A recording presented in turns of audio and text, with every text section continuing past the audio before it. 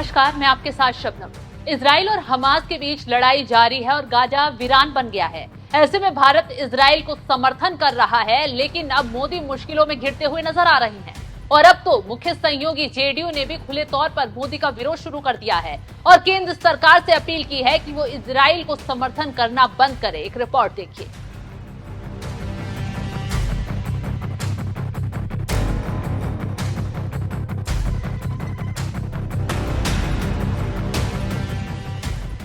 Israel और फिलिस्तीन के बीच पिछले 10 महीने से युद्ध चल रहा है और लग रहा है कि ये युद्ध रुकेगा ही नहीं। अब उसी युद्ध को लेकर भारत में बवाल होने वाला है। जी हाँ, इजराइल और फिलिस्तीन युद्ध को लेकर मोदी सरकार की सहयोगी जेडीयू ने बड़ा बयान दिया है। खबरों की माने तो युद्ध के बीच फिलिस्तीन का एक प्रतिनिधिमंडल विपक्षी दलों से मुलाकात कर चुका है।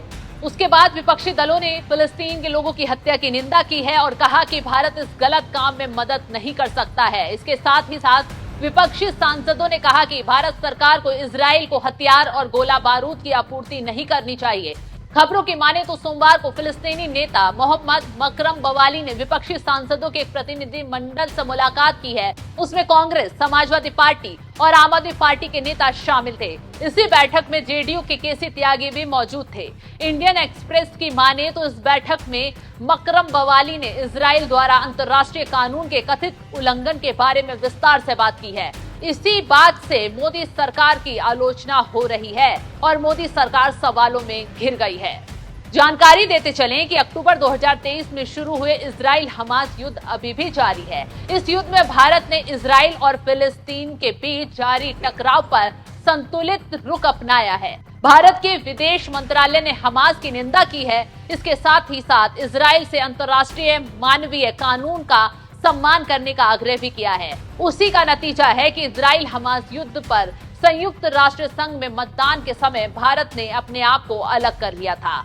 लेकिन विवाद और बहस इस बात पर हो रही है कि एनडीए के सहयोगी इजराइल का विरोध और फिलिस्तीन का समर्थन कर रहे हैं। इसी को लेकर इंडियन एक्सप्रेस से बात करते हुए जेडीयू नेता केसी त्यागी ने अपना मत स्पष्ट कर दिया है और कहा कि जनता पार्टी के समय से ही हम फिलिस्तीन के समर्थन में हैं। पूर्व प्रधानमंत्री अटल बिहारी वाजपेयी समेत भारतीय सरकार ने भी फिलिस्तीन के मुद्दे को समर्थन दिया है। हम चाहते हैं कि गाजा में बुजुर्गों, महिलाओं, बच्चों की हत्या बंद हो और हम ये भी चाहते हैं कि इजराइल और फिलिस्तीन के बारे में संयुक्त राष्ट्रीय प्रस्तावों का सम्मान किया जाए। तो आप समझ सकते हैं कि कैसे एनडीए में दरार है और फिलिस्तीन को लेकर एनडीए में दरार बढ़ती जा रही है। तो ऐसे में अब सवाल खड़े हो रहे हैं। देखना ये होगा कि आगे इस पर क्या बयान बीजेपी की तरफ से दिया जाता है। फिलहाल इस खबर पर आपकी राय क्या है, हमें कमेंट कर जरूर बताएं।